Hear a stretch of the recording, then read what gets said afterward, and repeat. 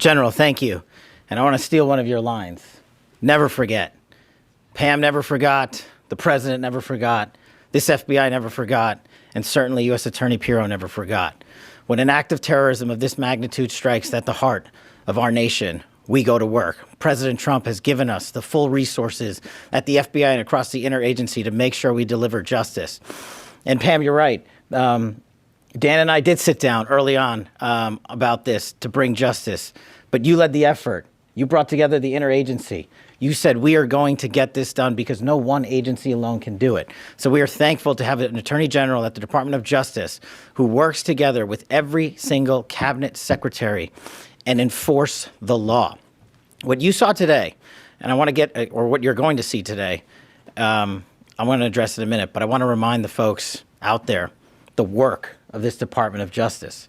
We were here just a few short months ago talking about how we were going to raise the RFJ for another violent offender on the run, Ryan Wedding. And what did we do under Attorney General's leadership? And what did we do when President Trump said, go get the worst of the worst? We captured him. We captured together, under President Trump's leadership, 6 of the FBI's most wanted fugitives in 1 calendar year. To put that in perspective, that is 2 more than the entirety of the prior administration. And you cannot do that alone at the FBI. You have to have an Attorney General and a Department of Justice willing to prosecute, willing to go to the 4 corners of the earth and make sure we deliver justice. And that's what we're doing here today. I was at the airfield with U.S. Attorney Pirro earlier this morning when we did the formal foreign transfer of custody of Bakush into U.S. custody to face prosecution under her auspices and her office. And the Department of Justice are going to execute justice for the fallen. As a young prosecutor at CTS in the National Security Division, I worked on the Benghazi case.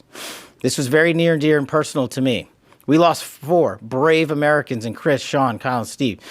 And we can never, ever, ever forget them. Ever. And we will not. In order to put something like this together, it doesn't happen overnight.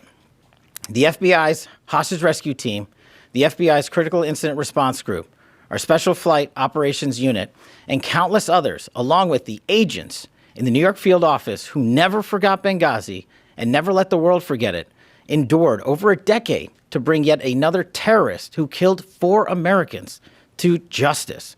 That is a relentless pursuit of mission.